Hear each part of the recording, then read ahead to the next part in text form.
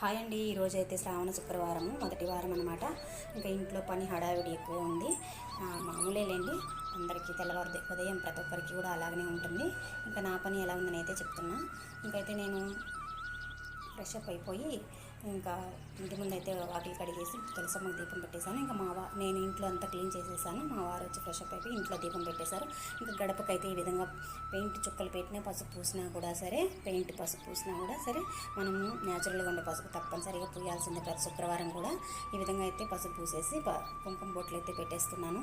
ఇంకైతే బియ్యం పిండితో ముగ్గులు వేసేసి ఇంకైతే పాలు 2-3 చుక్కలు అంటూ ఉంటారు కదా, ఉదయమే ఈ టీవీలలో చెప్తూ ఉంటారు కదా, మంచిది అలాగా పోస్తే పాలు గడపల మీద లక్ష్మీదేవికి ఇష్టము అని అంటారు కదా. అందుకోసమైతే నేను అలా 2-3 చుక్కలు అయితే వేసానమాట.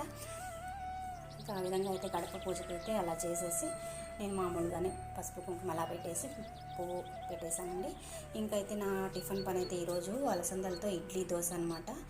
ఈరోజు శుక్రవారం కదా, అలసందలు చెయ్యి అన్నాడు మా వారు. సరే అని చెప్పి ముందు రోజే అలాగా రుబ్బు పెట్టుకునేసి ఇంకా ఆ క్లిప్ అయితే మర్చిపోయినాను పెట్టడము.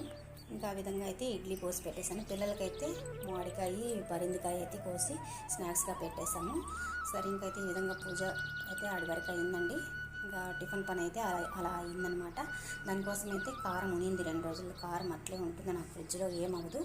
ఇంకా చట్నీ అయితే చేసుకొని కారం చట్నీ ఇడ్లీ అనమాట.